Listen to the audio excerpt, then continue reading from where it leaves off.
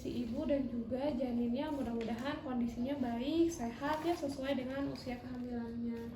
Begitu Ibu. Ada pertanyaan dulu Ibu? Tidak ada ya. Baik, kalau tidak ada kita akan mulai ya Bu ya. Yang pertama mungkin saya akan tanya-tanya dulu ya Bu ya. Nah yang tadi ya, pertanyaan tadi dilengkapi. Oke, udah selesai ya. Ya Ibu, alhamdulillah sudah selesai untuk pertanyaannya.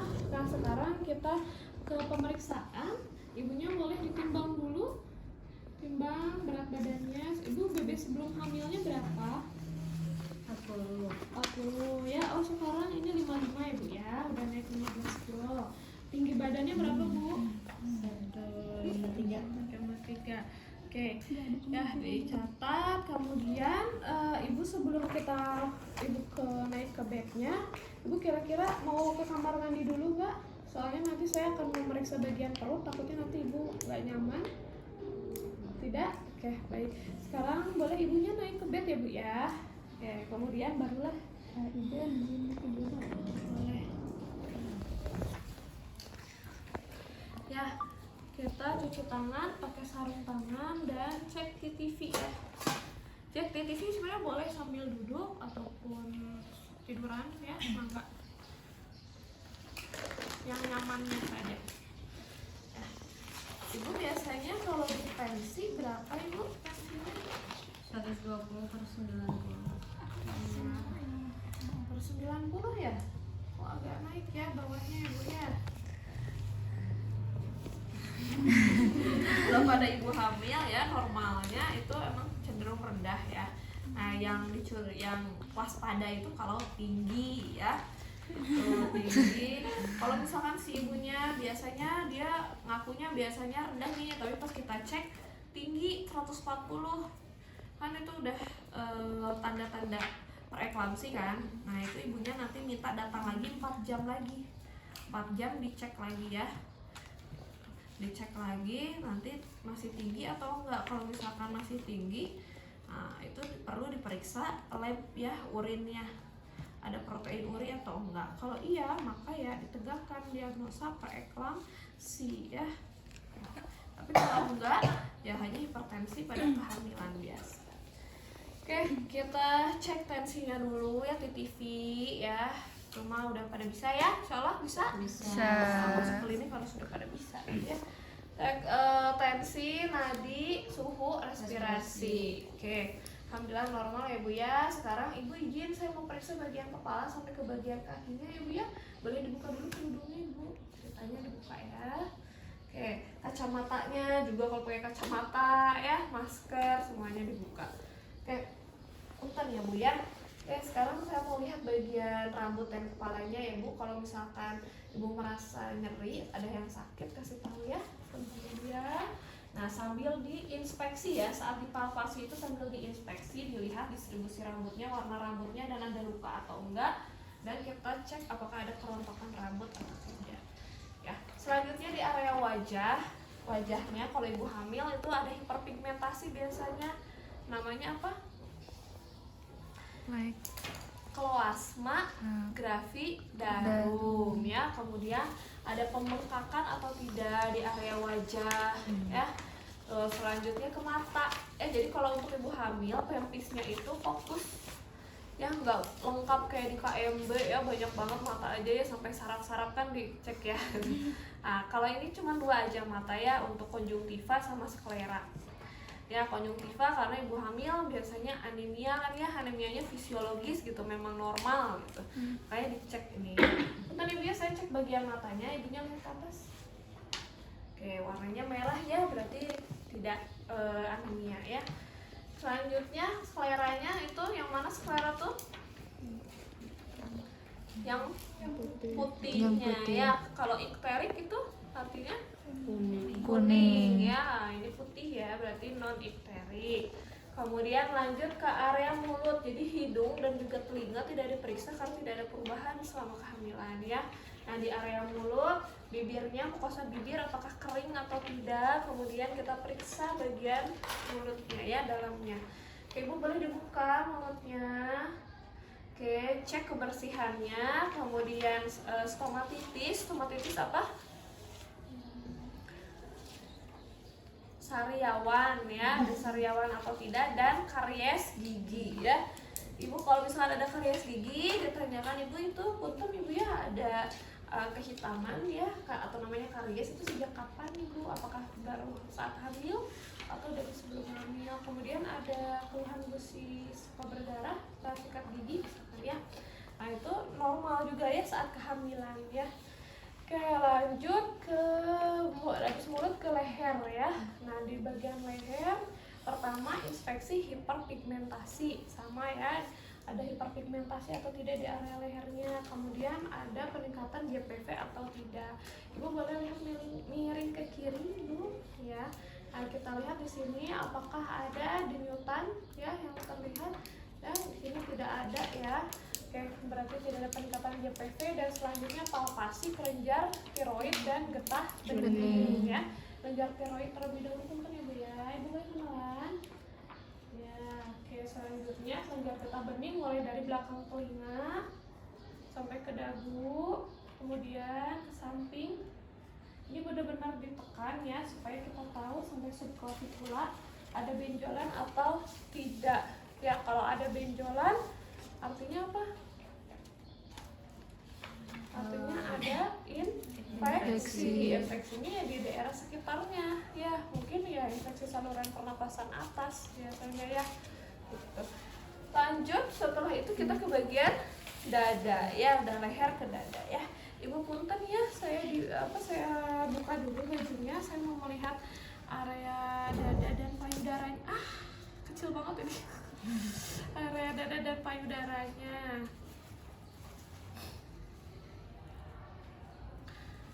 Oke ya. Nah, yang pertama diinspeksi adalah pernapasan dulu ya, yaitu pengembangan dadanya nih sama nggak, simetris nggak ya, kanan kiri naiknya. Kemudian ada penggunaan otot bantu pernapasan atau tidak. Setelah itu baru ke bagian payudara, payudaranya simetris atau tidak kanan kirinya. Kemudian kebersihan area puting ya, kemudian hiperpigmentasi ya, ini dari puting sampai ke areolanya ya, dia lebih hitam biasanya dibandingkan wanita yang tidak hamil. Kemudian putingnya menonjol keluar atau tidak ya. Nah setelah itu dipalpasi ya, ibu tangan kirinya boleh diangkat ya, diangkat seperti ini. Nah kemudian kita periksa, yang satu tangan menyangga payudara, satu lagi memutar ya searah jarum jam, ditekan. Ibu kalau misalkan ada nyeri kasih tahu ya bu ya, dan kita periksa ada benjolan atau tidak ya. Oke. Nah setelah bagian payudara baru kita ke kelenjar getah beningnya ya, di samping sampai ke bagian aksila ya, ke bagian aksilanya. Oke, boleh turun tangan kirinya ibu. Sekarang kita periksa bagian tangan kanannya ya. Oke, angkat lagi, ini angkat, kemudian ini diperiksa lagi, memutar ke seluruh area payudara. Ada nyeri nggak bu? Enggak ya. Oke, setelah itu baru kelenjar getah beningnya tadi ya. Oke, boleh diturunkan bu. Sekarang izin ya bu ya, saya mau periksa ininya, ASI-nya sudah keluar atau belum. Tapi pastikan dulu si ibunya tidak ada riwayat abortus ya, karena dengan kita menstimulasi seperti ini itu akan merangsang hormon oksitosin. Nanti hormon oksitosin terjadi kontraksi ya. Tuh, jadi pastikan dulu tidak ada riwayat abortus baru kita bisa periksa. Ya, caranya diregangkan dulu ya bagian areolanya, napas di areolanya itu mulai baru dicubitnya. Jadi bukan cubit bagian putingnya ya, tapi dari areolanya. Regangkan baru dicubit ke atas. Ya, belum keluar ya bu ya. Air susunya dulu bentar ya, sebelah sini. Ya, regangkan baru dicubit ke atas. Ya, belum keluar air susunya nggak apa-apa ya bu ya, masih normal. Nah, sekarang kita izin ibu ya, saya akan mengetuk-ngetuk bagian dadanya ya, untuk mengetahui nanti batas dari jantung dan juga paru-parunya ya. Perkusi sama ya. Ini suaranya apa kalau di bagian paru? Namanya apa kalau di paru? Hasilnya sonor atau resonans ya. Kalau bagian jantung Duk. Suara ini. Danas. Atau timpani, misalnya ya timpani itu di perut ya, yang rongganya lebih besar, isinya ya udara. Oke, lanjut. Setelah perkusi kita auskultasi. Auskultasi sama polanya seperti pola perkusi ya. Sama polanya kan gini, sini terus ke bawah gitu ya. Udah pada tahu kan ya, udah ujian KMP kan? Ya, oke. Pempis jantung kemarin KMP ada. Situ. Oke, selesai. Siapin buat bisi usus ya. Oke, Ibu punten untuk bagian ini sudah selesai ya Bu ya.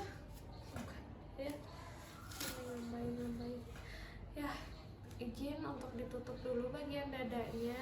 Kita lanjutkan ke bagian perut ya Bu. Tutup lagi ya. Kalau mau periksa yang lain, yang ini ditutup dulu minimal exposure ya. Oke, sekarang ke bagian perutnya. Yang pertama dilihat dulu ya, apakah ada hiperpigmentasi, kemudian garis kehitaman, namanya linea nigra, dan ada bekas luka operasi atau tidak.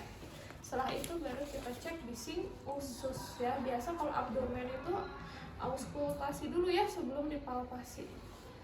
Cek di 4 kuadran mana yang dia aktif ya.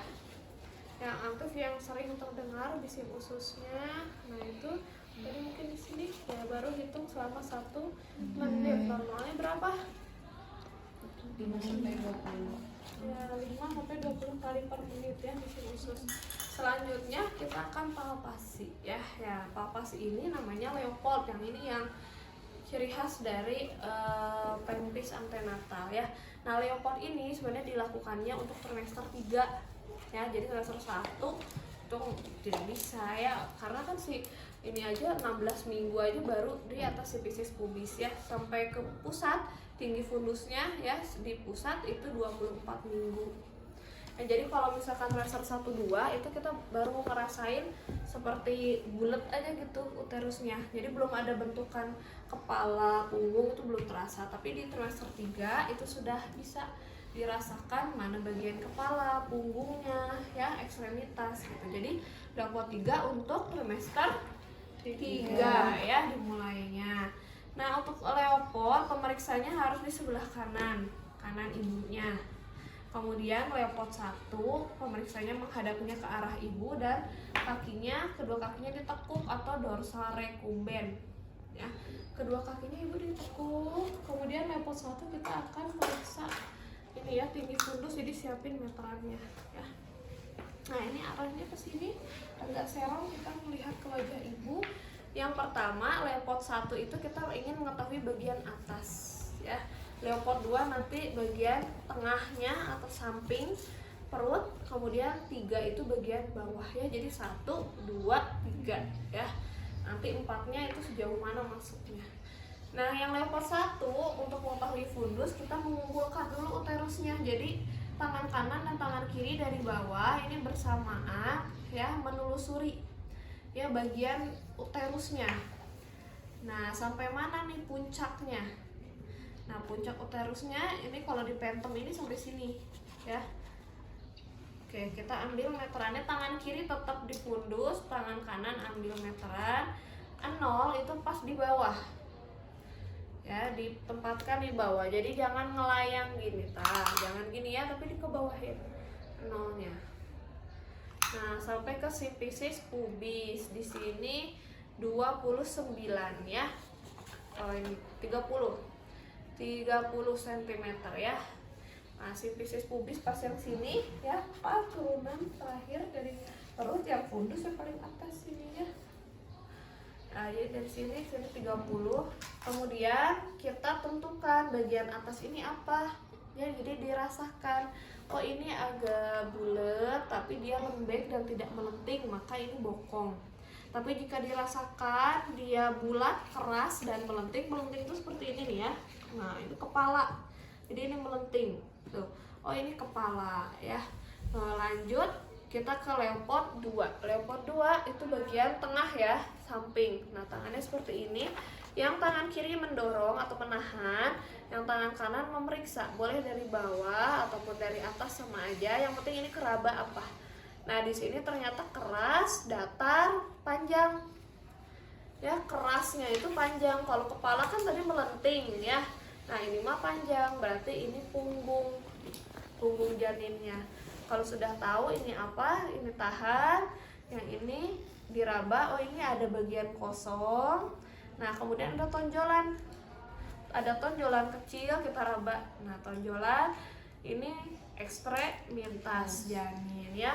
Selanjutnya leopard 3. Arahnya seperti ini. Yang periksa kan yang di bawah yang mau diperiksa. Yang atas ditahan. Fundusnya yang ini jempol dan keempat jari dipisahkan dan memeriksa bagian bawah itu apa. Nah, ini dia pentomnya agak geser ya. Nah, ceritanya ini biasanya kalau udah trimester 3 udah kepala ya. Nah, maka kita akan merasakan dia bulat, keras, dan melenting. Maka itu kepala. Lanjut digoyangkan leopard 3 itu untuk mengetahui apakah si presentasi ini bagian kepala atau bagian terendah janin udah masuk ke PAP atau belum. PAP itu pintu atas panggul ya. Jadi digoyangkan putar ya Bu ya. Nah, kalau misalkan bisa digoyangkan ya, maka dia masih terbebas, kepalanya belum masuk. Ya, kalau udah masuk kan dia mengunci ya. Jadi kalau digoyangkan tidak bisa, berarti dia sudah masuk PAP. Kalau sudah masuk PAP baru kita lanjut leopard 4. Tapi kalau belum masuk, tadi masih terbebas, nggak usah leopard 4-nya. Nah, biasanya masuk leopard 4 atau masuk PAP itu udah di 36 ke atas ya, udah 36 minggu udah masuk tuh, turun ke pintu atas panggul. Nah, baru kita periksa. Sekarang arahnya ke kaki kalau leopard 4. Nah, dari bagian tengah kita telusuri sampai ke bawah. Nah, si kepala itu kan pasti akan teraba keras ya. Nah, nanti si kerasnya itu sampai mana nih pas bagian simfisis pubis ini. Nah, ternyata tangan pemeriksanya konvergen, mendekat, namanya konvergen. Berarti dia baru masuknya sebagian kecil. Ini area kepala nih. Kan kepala gini ya. Nah, ini baru masuk sedikit. Nah, maka tangannya masih seperti ini. Tapi kalau misalkan masuknya udah setengahnya, maka hasilnya nanti sejajar setengahnya. Tadi konvergen mas sebagian kecil sejajar setengahnya. Kemudian kalau udah kepalanya masuk, maka tinggal sisa ini kan ya, sisa ini leher lah ibaratnya, lehernya. Nah, berarti nanti akan seperti ini menjauh, namanya divergen. Jadi konvergen, sejajar, dan divergen ya. Sebagian kecil setengahnya dan sebagian besar ya, masuk ke PAP atau pintu atas panggul.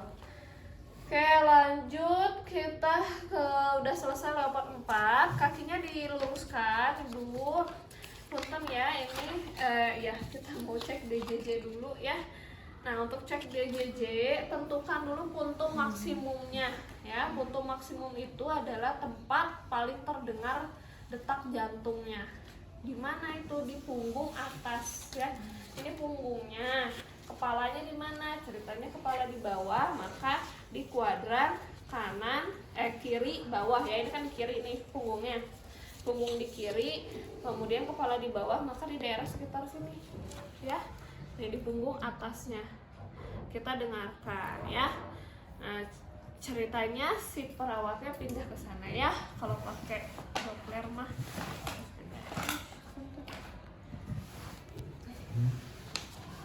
Nah, di sini kemudian kita dengarkan, kemudian dibandingkan dengan nadi ibunya ya. Ini bukan nadi perawat ya, nadi ibu ceritanya, ini tangan ibu ya. Nah, kita dengarkan, bandingkan. Kalau misalkan sama, maka yang didengarkan adalah nadinya ibu, bukan detak jantung janin. Geser lagi. Kalau dia udah agak ke bawah ya, udah usianya tadi 35 misalkan atau 34, maka ini agak ke bawah ya. Nah, ini kita dengarkan lagi, bandingkan lagi dengan nadi ibunya. Kalau sudah berbeda maka itu DJJ, lepas tangan ibunya, hitung selama 1 menit ya. Normalnya berapa? DJJ 120 sampai 160 kali per menit ya. Itu kalau misalkan pakai Doppler berarti harus pakai gel dulu ya. Terus sama, cari puntu maksimum, terus sudah tempelkan, dengarkan. Mana yang seperti teka-teki kuda ya. Harusnya kalau yang ini bisa dah, ada listriknya, tapi nggak ada kabelnya ya, nggak dikasih ya.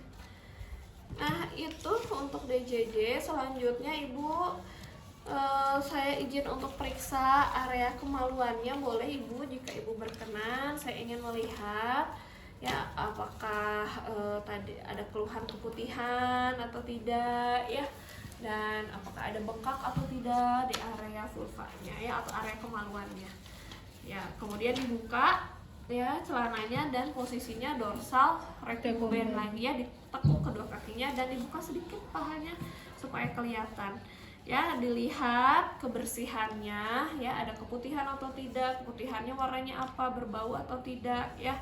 Selanjutnya apakah ada bengkak di area vulvanya, ada varises ya. Kemudian ada tanda Chadwick, kebiruan, kebiruannya dari vulva sampai ke area vagina ya. Tuh kemudian kita periksa juga hemoroid ya. Pasiennya minta untuk membelakangi perawat ya. Punten ibu ya, gamirin dulu, lihat apakah ada ambeien ya, hemoroid ambeien atau tidak. Selesai, pasangkan lagi celananya, kemudian kita periksa kakinya ya. Di kakinya kita periksa apakah ada varises atau tidak.